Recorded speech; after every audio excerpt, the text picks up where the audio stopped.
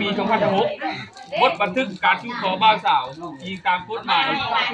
เป็นที่สีมาเนี่ยซอลุงที่ชาวบ้านคนของคุณแวดยิงตามตัวพระมักของบ่าวสาวในการดีทั้งสองฝ่ายในครั้งวันที่37 เดือนที่2006อยู่ที่เรื่องของการตั้งห้องด้วยสาวมาชูวงกันทอดเคยจอนเกตใช้มีการชูขอบ่าวสาวเพื่อกันเป็นผู้มีตามเรื่องข้อประเภทที่ระหว่างทางไม่ใช่เนาะวันนี้อาชีพ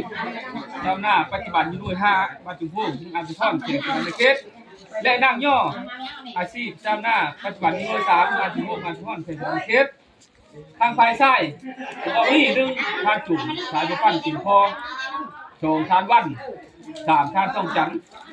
ทางภายยิงก็มี1ทานหั่งสายผู้ปั้นเป็นเบา2ทานก้อนสายผู้ปั้นเป็นอ้าย3ทานนางพงสายผู้ปั้นเป็นแม่ผ่านการปรึกษาหารือทั้งสองฝ่ายตกลงเอกภาพกันนี่1ฝ่ายชายให้สินสอดค่าดอกเงินลงเบิด25ล้านกีบ1,000 บาทกล้วย2ตัวเนาะบัดนี้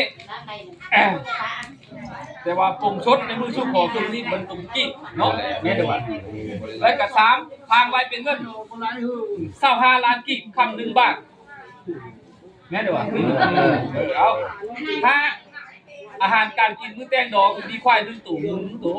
เนาะบาทนี้8นักหมายมื้อแตงดองเดือนที่ปี2097หรือว่าเดือน610แล้วแต่เพิ่นดอกหรือว่าเดือน2เบิ่งเลขกันแล้วแต่เพิ่นว่ากันบัดนี้เพื่อเฮ็ดให้การชูขอตกลงกันทางเทิงได้รับการจะตั้งปฏิบัติทั้งสองฝ่ายมีของพันกันดังนี้เก้าใช่มียิ่งจะได้ไล่ตามบทบันทึกมีเงิน25ล้านกีบ1,000 บาทควาย1ตัวเนาะบัดนี้10ยิ่งมีใช่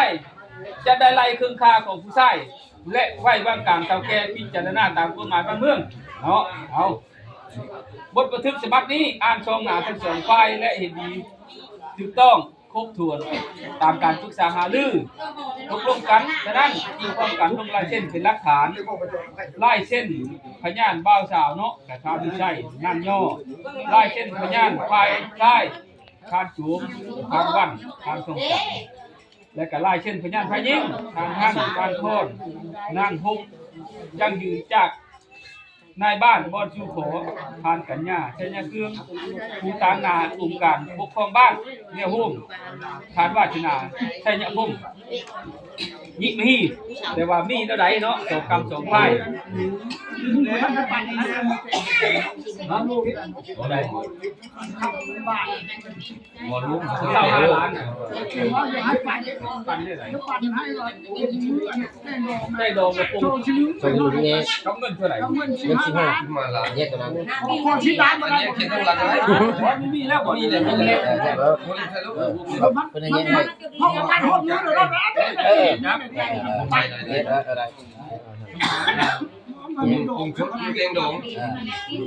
กุ้งสดแดงดองกุ้งเท่าไหร่15 ล้านกีบ15 ล้านกีบครับ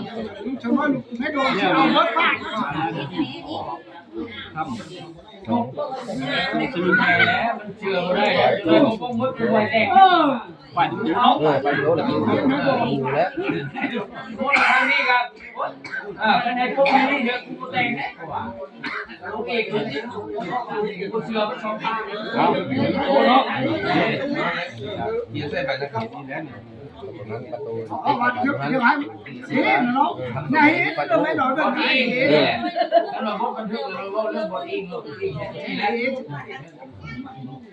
เอาเชื่อเฮ็ดเอาเชื่อคนที่แกล้งหลัง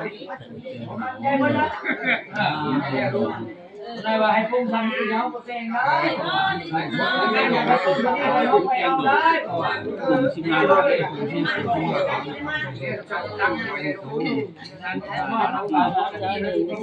ทำสูงถึงว่าทำนี่มันเนี่ยมีอย่างที่บอกปฏิภาอลีในคะแนนได้กูมือเดอรี่กูเอาอย่างเลยโอ้ จะเพิ่งหูชื่อ ตามเขาเบิ่งจะกูเมียอยู่สบายไม่ลูกจะหาดูดีบ่ไปเนาะอันนี้เนาะที่บัดนี้มือเต็งดอกผม15ล้านกี่คำ2สลึงฝ่ายในตู้บ้านหาเลยว่า